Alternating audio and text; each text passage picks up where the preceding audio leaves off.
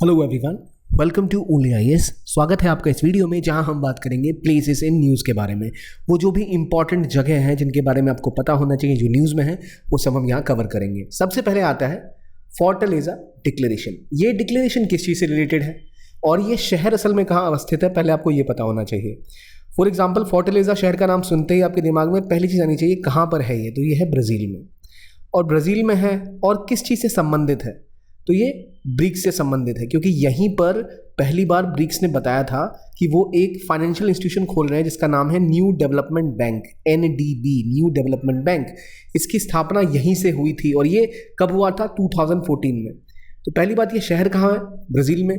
किससे रिलेटेड है? ब्रिक्स से। ब्रिक्स में कौन कौन से देश आते हैं? Brazil, Russia, India, China and south Africa. और जब 2014 में ब्राज़ील के अंदर इसका एक अधिवेशन हुआ था, तो ब्रिक्स में ये डिक्लेयर हुआ था फोर्टलेजा डिक्लेरेशन के बारे में, और उसके अंदर NDB की स्थापना। अब NDB और NDB से जुड़े जब भी चीज़ें हैं वो आपको याद दिलाएंगे फोर्टलेजा डिक्लेरेशन के बारे में। अब जरा देखते हैं ब्राज़ील कहाँ अवस्थित है। ये रहा ब्राज़ील, यहाँ पर ये शहर है फोर्टलेजा।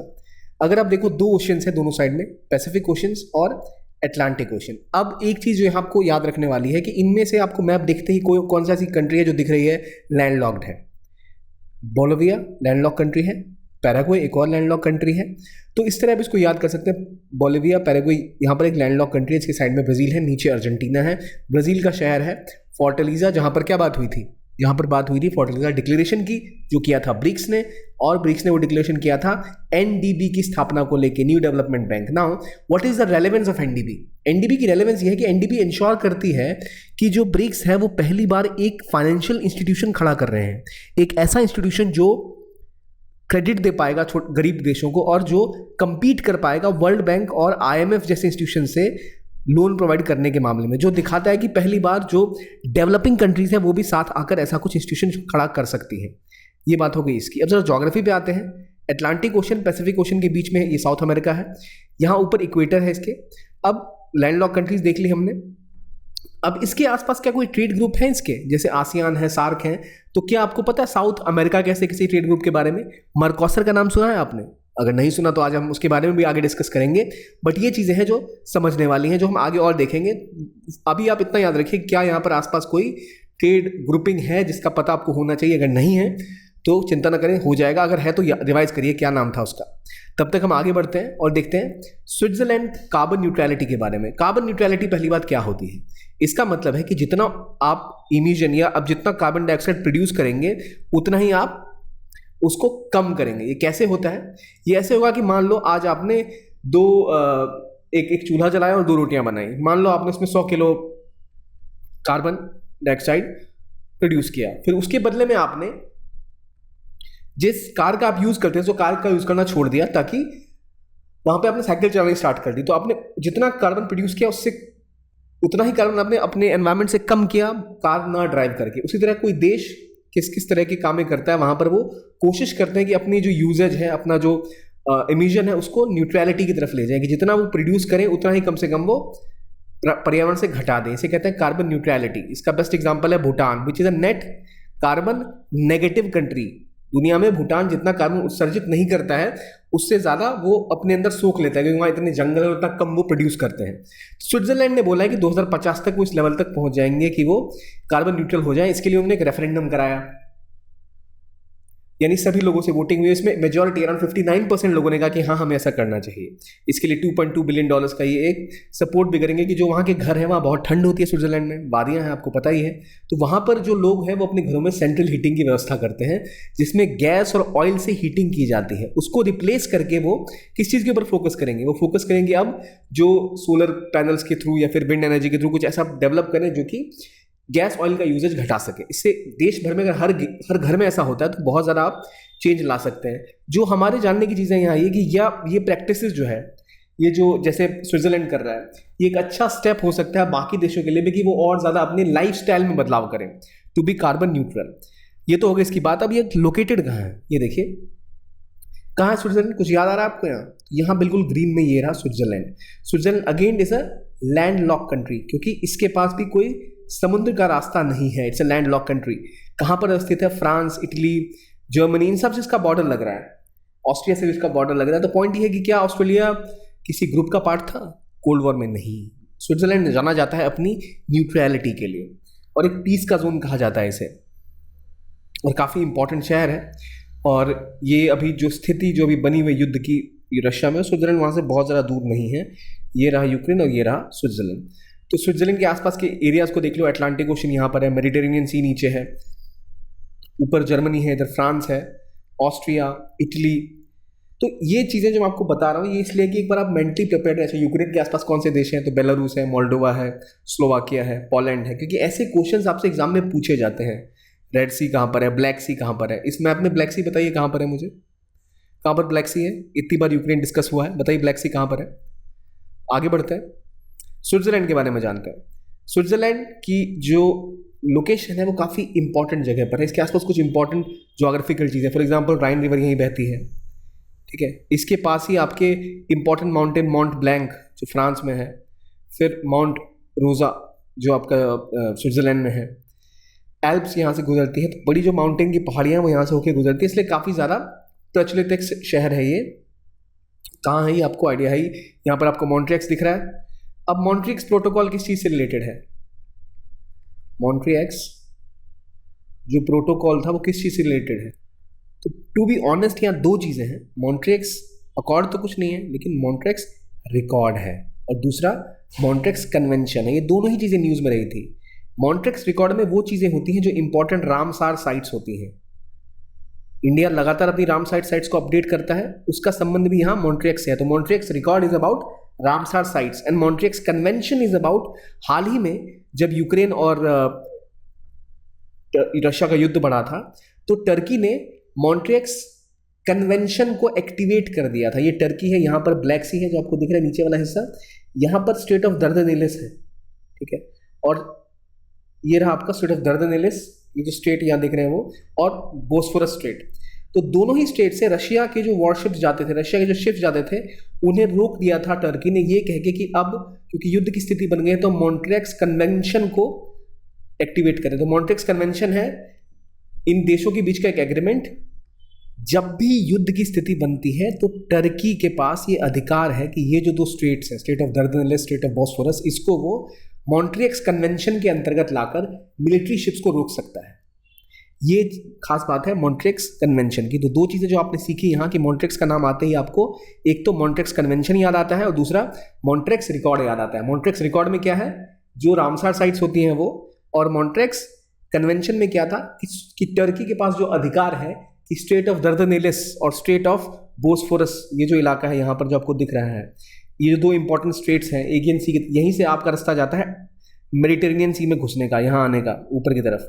तो रशिया का उन्होंने शिप्स रोका था क्योंकि ये मॉन्ट्रियक्स कन्वेंशन के अंतर्गत उनके पास अधिकार है कि वो रोक सकते हैं। तो ये किससे आपको दिमाग में हिट किया? जब आपने स्विट्जरलैंड के मैप को देखा। स्विट्जरलैंड न्यूट्रल कंट्री है, स्विट्जरलैंड के ऊपर एक और शहर है बेसल।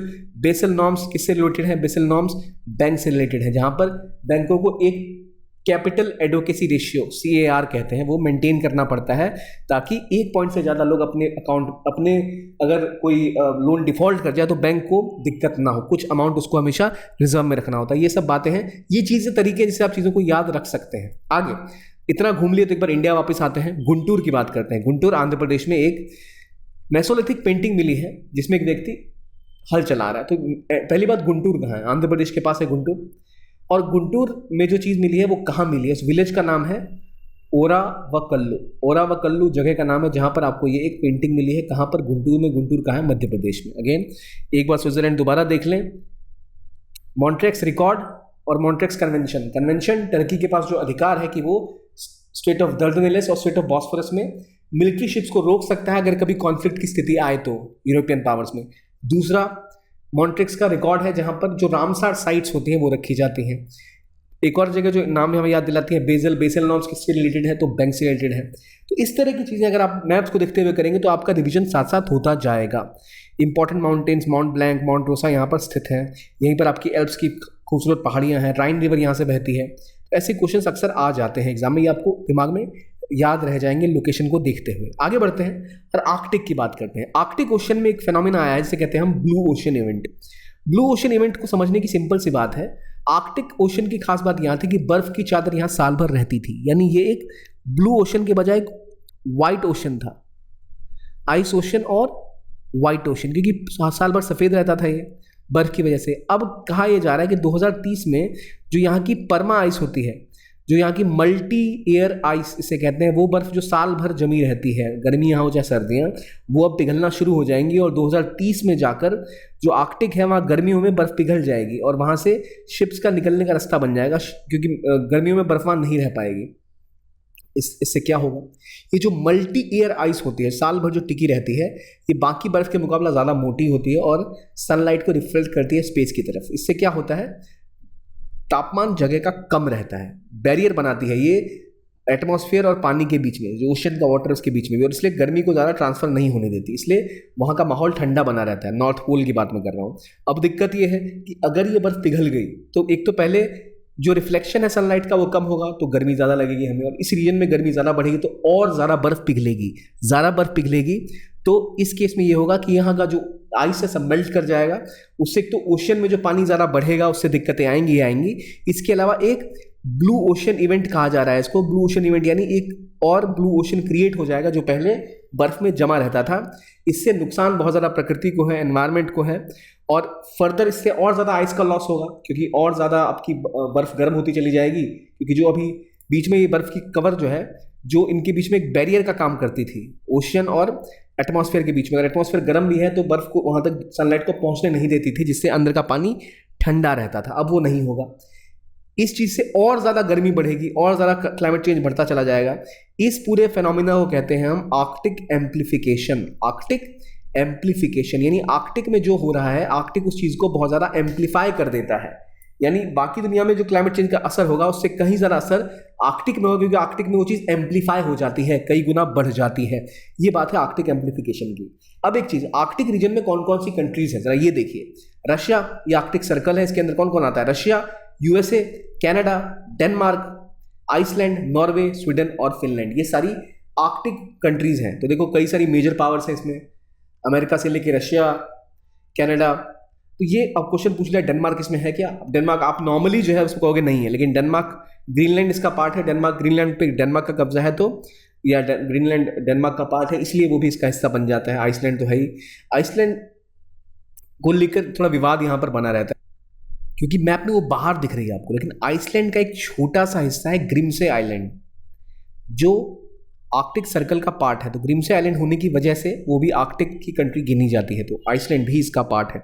ये बातें होगी इन कंट्रीज़ की जो यहाँ पर है। अब होगा क्या इससे, नॉर्मली गर्मियों में यहाँ से शिप्स नहीं गुजर सकते थे, इसीलिए जैसे रशिया को अगर कोई शिप भेजना तो ये रूट पकड़ते थे, वो लंबा सा इधर से होते हुए यहाँ आ जाते थे। एक बार ये रूट साल भर ऑपरेशनल हो गया तो आप सिंपली ट्रेड ऊपर के रूट से कर सकते हैं, आर्कटिक ओशन से गुजरते हुए। रास्ता पूरा का पूरा बंद हो जाया करता था सर्दियों के मौसम में, तो आपको यहाँ से गुजरने का रास्ता नहीं मिलता था। अब ये बर्फ पिघल रही है तो नॉर्दर्न सी रूट स्टार्ट हो गया है, जिससे ट्रेड करना आसान हो जाएगा। पर दिक्कत यह है कि जब यहाँ से शिप्स गुजरेंगे तो होगा क्या, तो और ज़्यादा प्रदूषण फैलाएंगे, और ज़्यादा वार्मिंग बढ़ेगी, और ज़्यादा बर्फ पिघलेगी, और ज़्यादा आर्कटिक के एनवायरनमेंट को नुकसान पहुँचेगा। अब ये बात है, चलो ये हमने समझ लिया। यहाँ भी मैप में आपको कुछ नाम दिख रहे होंगे, व्लादिवोस्तोक और सेंट पीटर्सबर्ग, इनकी क्या रेलेवेंस है? इंडिया ने हाल ही में व्लादिवोस्तोक टू चेन्नई का एक नया ट्रेड रूट शुरू किया था भारत और रशिया के बीच में। जब प्राइम मिनिस्टर मोदी वहाँ गए थे तब व्लादिवोस्तोक टू चेन्नई का रूट शुरू किया गया था। नॉर्मली इंडिया यही रूट लेता था, सेंट पीटर्सबर्ग टू गुजरात या सेंट पीटर्सबर्ग टू मुंबई का रूट, लेकिन व्लादिवोस्तोक टू चेन्नई थोड़ा पास पड़ता है, तो अब ये रूट डेवलप किया गया था to connect Russia's far east with India, और ये व्लादिवोस्तोक से चेन्नई को जोड़ता। अब जो है ऊपर आर्कटिक का रूट खुलने के बाद वहाँ पर और ज़्यादा ट्रेड बढ़ जाएगा, और अगर आर्कटिक में जो हम कह रहे हैं ब्लू ओशन इवेंट और ज़्यादा स्ट्रांगली हो जाता है तो फिर कंट्रीज ठीक बीचों बीच भी गुजरने लग जाएंगे, इससे ट्रेड और बढ़ जाएगा, लेकिन और पोल्यूशन और एनवायरमेंटल थ्रेट्स क्रिएट हो जाएंगी इस रीजन में। आगे बढ़ते हैं, अगला टॉपिक है चश्मा के बारे में। हम काले चश्मे की बात नहीं कर रहे, हम बात करें चश्मा न्यूक्लियर प्लांट के बारे में, जो चाइना ने कहा है कि वो पाकिस्तान में जो पंजाब का रीजन है वहाँ चश्मा न्यूक्लियर पावर प्लांट, चश्मा एक जगह वहाँ ये शुरू करेंगे जो मियांवाली में पड़ता है। ये 4.8 बिलियन डॉलर का एक मेगा प्रोजेक्ट होगा जो पाकिस्तान में चाइना शुरू कर रहा है। अब खास बात यह है कि पहला एक जो उनका बड़ा प्रोजेक्ट है सीपेक, वो यहाँ से गुजरता है ना, यानी POK से गुजरता है, पाकिस्तान ऑक्यूपाइड कश्मीर से। जो सीपेक है चाइना पाकिस्तान इकोनॉमिक कॉरिडोर, जिसको लेकर इंडिया के बहुत सारे मतलब शिकायतें हैं कि भारत के सोवरेनिटी या संप्रभुता के खिलाफ है वो। अब ये एटॉमिक प्लांट या न्यूक्लियर प्लांट जो पाकिस्तान में चाइना बना रहा है, बड़ी इन्वेस्टमेंट है, लेकिन ये दिखाता है कि पाकिस्तान शायद चाइना के डेट ट्रैप में और ज़्यादा फंस जाए। डेट ट्रैप क्या होता है? डेट ट्रैप ये होता है, चाइना आता है कहता है कि भाई क्यों ना आप एक न्यूक्लियर पावर प्लांट बना लो, क्यों ना आप एक पोर्ट बना लो $4 बिलियन का, हम आपको पैसे देते हैं, पोर्ट बनाओ, पोर्ट बनाओगे तो बाकी शिप्स यहाँ पर आके लगेंगी, वो आपको रेंट देंगी, उससे आपको पैसा मिलेगा, उस पैसे से कुछ पैसा आप इंटरेस्ट में पे कर देना, आपका भी फायदा, हमारे भी पैसे आपको हो जाएंगे, आप इंटरेस्ट थोड़ा बहुत देते रहना, हमारा भी पैसा रिटर्न कमाता रहेगा, 50 साल में आप सारे पैसे वापस कर दोगे, आपका नया पोर्ट बन गया, उस पोर्ट के आसपास शहर डेवलप होंगे, आपका पूरी देश की इकोनॉमी ग्रो कर जाएगी। ये कह के चाइना आता है और पैसे देता है। होता ही है कि जब आप पोर्ट बना लेते हो तो पता लगता है कि पोर्ट तो डेवलप हो ही नहीं सकता, इस पोर्ट पे तो कोई शिप आ ही नहीं रहा और मैं इंटरेस्ट पे ही नहीं कर पा रहा या कर पा रही, तो इवेंचुअली चाइना आएगा कि भाई आपने इंटरेस्ट नहीं दिया, अब ये पोर्ट हमारा हुआ। ठीक यही काम चाइना ने किया हम्बनटोटा पोर्ट के साथ, जो कि श्रीलंका में है। अब डर यही है कि क्या पाकिस्तान के साथ भी वो डेट ट्रैप, ऐसा ही डेट का ट्रैप यानी उधार देके फंसाने वाला प्रोग्राम चलाएगा या नहीं चलाएगा। तो ये कहानी है चाइना पाकिस्तान चश्मा न्यूक्लियर प्लांट की, जहां पर शायद ये प्रोजेक्ट बड़ा एम्बिशियस है, लेकिन अगर ये इंप्लीमेंट होता है तो हमें पता नहीं क्या होगा। एक और शहर जो बहुत नाम में है वो है बॉन city. Bon city is in Germany. बॉन का नाम आपने सुना होगा, बॉन CMS convention on migratory species के लिए बहुत जाना जाता है। व्हाट इज CMS बताइए मुझे। अब जर्मनी की लोकेशन जरा देखते हैं। जर्मनी हमें पता है बॉर्डर शेयर करता है स्विट्जरलैंड से, ऑस्ट्रिया से, चेक रिपब्लिक से, पोलैंड से, बेल्जियम से, नीदरलैंड से, फ्रांस से, और एक मेजर पावर है डेनमार्क से भी बाउंड्री शेयर करता है वैसे ये। तो ये जो जर्मनी की खास बात है बॉन सिटी की कि यहाँ पर आपका कन्वेंशन हुआ था। अभी रिसेंटली ये होने वाला है कि पहली बार जो GST है वो यहाँ होगा। GST किससे रिलेटेड है? GST रिलेटेड है UNFCCC के COP कन्वेंशन ऑफ पार्टीज से। भाई ये क्या बात होगी, GST तो इंडिया में गुड्स एंड सर्विसेज की बात करता है, नहीं, ये अलग GST है। ये GST का मतलब है, देखते हैं पहले GST देख लेते हैं, ग्लोबल स्टॉक टेक, यानी जो मान लीजिए पेरिस क्लाइमेट टॉक जब हुआ था 2015 में, इसमें लोगों ने बोला कि हम इतना अपने देश में ऑक्सीजन घटा, कार्बन डाइऑक्साइड प्रोडक्शन घटा देंगे, इतनी ग्रीन चीज़ों को शुरू करेंगे। अब इनका कहना है कि भाई कर तो रहे हो, चेक कैसे होगा। तो इसके लिए 2023 के बाद से हर एक 5 साल पर एक ग्लोबल स्टॉक टेक किया जाएगा कि भाई कितने बदलाव किए गए, कितना और करना ज़रूरी है, क्या और स्टेप्स लेने पड़ेंगे ताकि जो गैप्स हैं वो पूरे हो पाएँ। ठीक है, ये बात की गई है। और ये बॉन कॉन्फ्रेंस किया गया है ये पता करने के लिए कि और क्या क्या करना पड़ेगा स्टॉक टेक एक्सरसाइज में, कि जिससे जो गैप अभी रह रहे हैं, जितना हमें घटाना है, जितना घट रहा है प्रोडक्शन, और उससे क्या दिक्कतें आ रही इसको कंट्रोल करने के लिए। तो पहला ग्लोबल स्टॉक टेक कहाँ हुआ? GST कहाँ हुआ? बॉन में। बॉन कहाँ पर है? जर्मनी में। बॉन में एक और चीज़ जो खास बात क्या है वो है बॉन सिटी, जहाँ पर CMS यानी बॉन कन्वेंशन हुआ था माइग्रेटरी स्पीसीज के ऊपर में, कि भाई जो जैसे साइबेरियन क्रेन है वो इंडिया में आके कुछ दिन रहते हैं, तो वो जहाँ आके रहते हैं उस जगह का अगर कोई बिल्डिंग बना लेगा तो साइबेरियन क्रेन सारे मारे जाएंगे, वो इंडिया आएंगे, वो लेक को ढूंढने के बाद लेक ही गया है, वहाँ बिल्डिंग बनी हुई है। तो उसे मेंटेन करने के लिए CMS यानी बॉन कन्वेंशन की शुरुआत की गई, जिसके तहत माइग्रेटरी स्पीसीज को बचाना देशों की जिम्मेदारी है, और ये UNEP के अंतर्गत किया गया था बॉन कन्वेंशन वाली बात। अब अगली बात है जो हम दोबारा आए बॉन में, दूसरा GST में। इससे पहले आपको याद है कहाँ पर हुआ था कन्वेंशन COP का? UNFCCC COP conference of parties. इससे पहले ये हुआ था शर्म अल शेख में। शर्म अल शेख कहाँ पर है? शर्म अल शेख है इजिप्ट में। अगला कहाँ होगा? तो दुबई में। तो दुबई और शर्म अल शेख के बीच के इस कॉन्फ्रेंस को हमने बॉन में रखा चेक करने के लिए भाई और क्या क्या करना चाहिए to get a reward and realise कि क्या चीज़ों की ज़रूरत है। अगला topic high seas treaty. High seas treaty किसकी बात करते हैं? हाई सीज क्या होते हैं पहले ही बताइए। देखिए, एक होते हैं समुद्र, और हाई समुद्र क्या होंगे भाई? हाई समुद्र ये है कि देखिए कोई भी जो कंट्री है, मान लो इंडिया है या पाकिस्तान है या अमेरिका है या कनाडा है, इनके बॉर्डर जहाँ खत्म होते हैं, इनकी ज़मीन जहाँ खत्म होती है, उस ज़मीन से 900 नॉटिकल माइल्स तक का जो इलाका होता है, जैसे ये रीजन है तो यहाँ से 900 नॉटिकल माइल्स, वहाँ तक इनका एक्सक्लूसिव इकोनॉमिक जोन होता है, जहाँ हर एक कंट्री एक्सप्लोर कर सकती है, पेट्रोल मिल जाए, कोई रिसोर्स मिल जाए, देख सकती है कि भाई हमें खतरा ना हो, चीज़ें थोड़ी मेंटेन कर सकती है, वो उनका एक्सक्लूसिव इकोनॉमिक जोन होता है। उसके बाद का इलाका होता है हाई सीज। ये वो इलाके हैं जिन पे किसी का कंट्रोल नहीं है, ये ओपन सीज है। तो ये पहली बार एक ट्रीटी आई जिसमें कहा गया कि हमें एक फ्रेमवर्क बनाना पड़ेगा, जिसके तहत जो फिशिंग की प्रैक्टिस है, माइनिंग की प्रैक्टिस है, जो ऑयल निकाला जाता है देशों द्वारा इंटरनेशनल वाटर्स में, इसको कैसे मेंटेन किया जाए, कैसे ये बिना ओशन के इकोसिस्टम को नुकसान पहुंचाए, बिना ऑपरेशन में आए। इससे एक नई बॉडी बनाई जाएगी जो ये देखेगी कि कैसे ओशन लाइफ का जो कंजर्वेशन है वो किया जाए इन हाई सीज। अभी प्रेजेंटली मोस्टली हाई सीज को मैनेज करने के लिए जो दिक्कतें आती हैं वो होती हैं कि कंट्रीज लगातार जाके वहाँ पर ज़बरदस्ती अपनी एक्सप्लोशन करती रहती हैं। तो हाई सीज को मैनेज करने से वहाँ पर जो पोल्यूशन है वो कम किया जा सकेगा, जो दिक्कतें हैं वो सॉल्व की जा सकेंगी। तो ये ओशियनिक ट्रीटी भी हुई है कि भाई हाई सीज को हम बचाएंगे। और इससे पहले एक लीगल फ्रेमवर्क बना था कि दुनिया के जो ओशन के हाई सीज हैं उनको बचाने के लिए बात की गई और कोशिश की गई कि 30% जो सीज हैं इनको प्रोटेक्टेड एरिया में हम डाल देंगे by 2030। So by 2030 30% of global seas will be in protection, ताकि उनका कोई नुकसान ना हो, ताकि वो वहाँ की, क्योंकि देखिए होता ही है, कर्स ऑफ कॉमन्स कहते हैं ऐसे कि जो भी फ्री होता है, जो सबका होता है, वो किसी का नहीं होता, उसका कोई ख्याल नहीं रखता। तो इसीलिए ख्याल रखना बहुत ज़रूरी है, जो सबका है उसका भी, कॉमन्स का भी, ठीक है। जैसे सरकारी स्कूलों की हालत है, सरकारी प्रॉपर्टी की हालत हो जाती है, इसका कोई देखभाल करने वाला नहीं होता, सबका पता है, सरकारी है, सब जगह लूटने में लगे रहते हैं। उसी प्रकार से इंटरनेशनल वाटर्स का भी यही सिस्टम है, इंटरनेशनल सीज का भी, हाई सीज का यही सिस्टम है। आगे इंडिया ने INS कृपान जो एक मिसाइल कॉर्वेट है ये दिया है वियतनाम को। वियतनाम कहाँ स्थित है भाई? वियतनाम साउथ ईस्ट एशिया में स्थित एक देश है, इंडिया का स्ट्रेटेजिक पार्टनर भी है।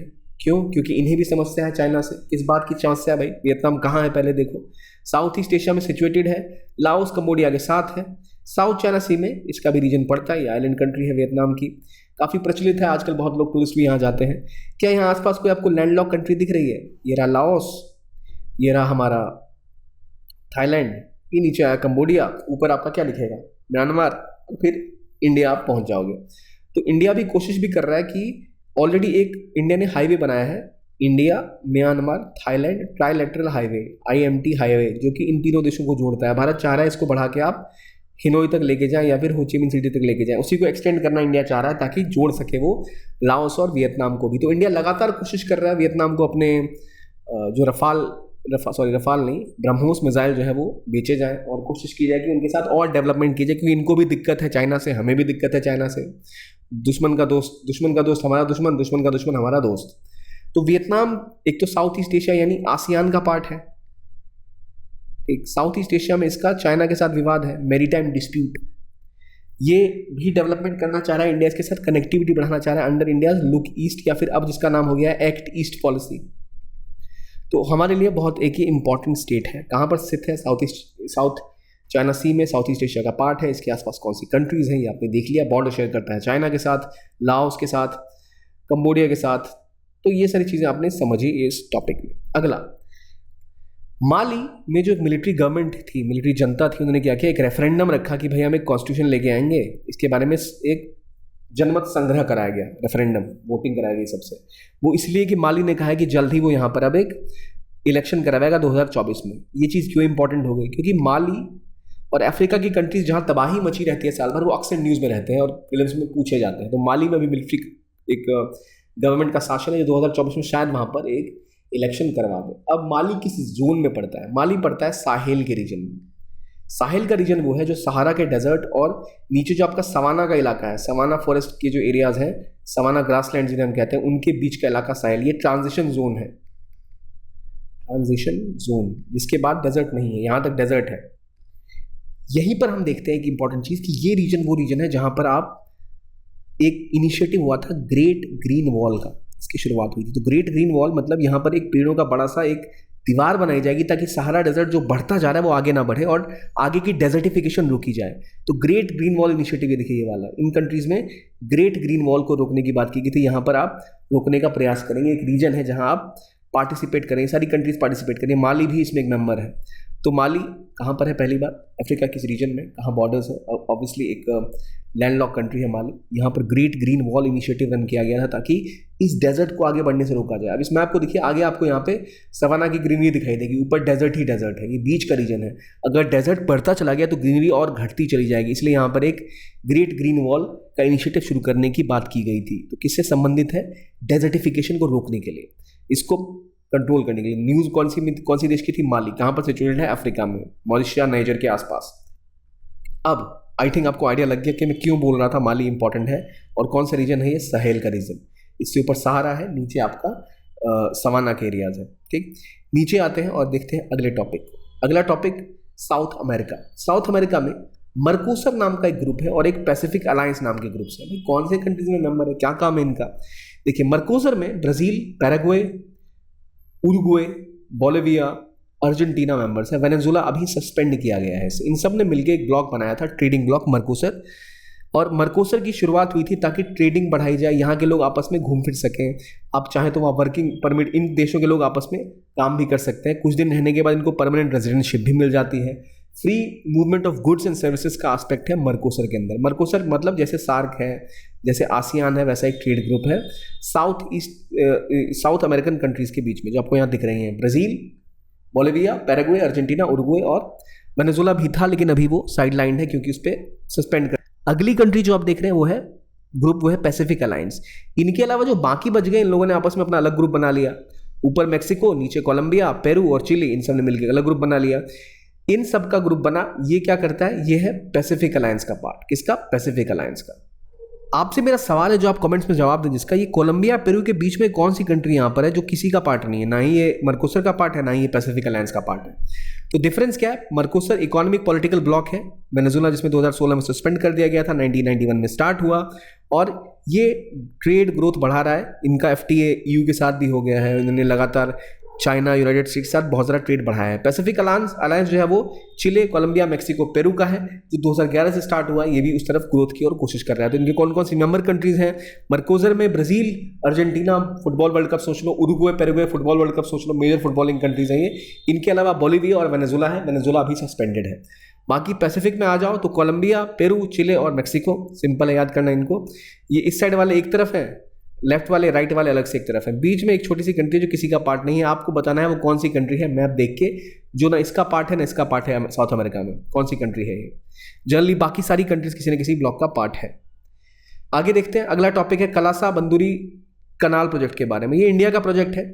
ये असल में एक रिवर है जो कि इसके पानी को डाइवर्ट करने की बात की गई। महादई रिवर को डाइवर्ट करने के बाद इसको माल प्रवाह के साथ जोड़ा जाए, ताकि जो इसके आसपास के इलाके हैं 5 डिस्ट्रिक्ट कर्नाटका के, उनको पानी मिल पाए। तो यहाँ बात यह है कि पहली बात आती है वो है महादई यानी मांडवी रिवर। मांडवी रिवर की खास बात यह है कि Mandovi river is called as life line of Goa, और ऐसा कहना था कर्नाटका गवर्नमेंट का कि बहुत सारा जो मांडवी रिवर है, इसका पानी जाकर समुद्र में मिल जाता है, तो क्यों ना वो पानी हम बचा के निकाल के इसको महादई माल प्रभा रिवर से जोड़ दें। ये दोनों जब जुड़ जाएंगे आपस में तो पानी हमारे इलाकों के लिए महादई रिवर जो है असल में, जिसे आप मांडवी रिवर भी कहते हैं, ये असल में वेस्टर्न घाट से शुरू होती है। वेस्टर्न घाट में इसका उद्गम स्थल है, जबकि माल प्रभा जो दूसरी रिवर है ये भी असल में वेस्टर्न घाट से ही बनती है, लेकिन ये कृष्णा की ट्रिब्यूटरी है माल प्रभा। तो माल प्रभा कृष्णा की ट्रिब्यूटरी, या महादई आपकी अलग रिवर, महादई इधर से आई और ये आपके आके फिर समुद्र में मिल जाती है। तो इसका पानी डाइवर्ट करके यहाँ जोड़ने की बात है। जैसे कर्नाटका के 5 डिस्ट्रिक्ट बेलगावी, बागलकोट, धारवाड़ और गडाख में पानी की व्यवस्था की जाए, लेकिन इस चीज़ का भारी विरोध कर रहा है महाराष्ट्र और गोवा की गवर्नमेंट, स्पेसिफिकली गोवा, जिनका कहना है कि महादई रिवर यानी जिसे आप मांडवी रिवर भी कहते हैं, उससे मेजॉरिटी ऑफ गोवा की जो पानी की नीड है वो पूरी होती है। तो अगर वाटर को ट्रांसफर किया जाएगा तो उससे उनको भारी नुकसान हो सकता है। अगेन दोनों, महादई एक वेस्ट फ्लोइंग रिवर है, अक्सर पूछा जाता है। तो 2 इंपॉर्टेंट रिवर जो गोवा की होती है, एक आपकी महादई जिसे हम मांडवी भी कहते हैं, और दूसरी बताइए कौन सी है? 2 इंपॉर्टेंट रिवर है गोवा की, मांडवी और दूसरी कौन सी है? मांडवी का ही नाम महादई है और मालप्रभा कर्नाटका की रिवर है। तो गोवा की दूसरी कौन सी रिवर है जो बहुत इंपॉर्टेंट है यहाँ पर, जो दूसरी भी वेस्ट की तरफ जाती है? West flowing river, east flowing river हमें याद होना चाहिए। दूसरी बताइए कौन सी है? एक टाइम दे रहा हूँ। एक चीज़ और बता दूँ, इसका जो उद्गम स्थल है मांडवी का, ये है जहाँ से निकलती है वहाँ पर है Bhimgarh wild life reserve. Bhimgarh wild life reserve. जुआरी दूसरी इंपॉर्टेंट रिवर है मांडवी के अलावा, जो गोवा की बहुत महत्वपूर्ण रिवर है। तो मांडवी, जुआरी, मांडवी भीमगढ़ से निकलती है, ठीक है। यहाँ जो कॉन्फ्लिक्ट है वो मालप्रभा में महादई का कुछ पानी डाइवर्ट करने की बात की गई, उसके बारे में करता है। तो ये था आज का हमारा टॉपिक, जहाँ हमने समझा इन एरियाज़ के बारे में जो इंपॉर्टेंट है, उससे रिलेटेड एस्पेक्ट्स, क्यों ये इंपॉर्टेंट है और क्या क्या दिक्कतें इसको लेकर कहाँ कहाँ पर आ रही हैं। आई होप आपको ये सेशन अच्छा लगा हो। जो भी आप इसमें चाहें कुछ और इंक्लूड करना, आप हमें कमेंट सेक्शन में बता सकते हैं। देखने के लिए बहुत बहुत धन्यवाद। Keep on watching only IAS and thank you very much.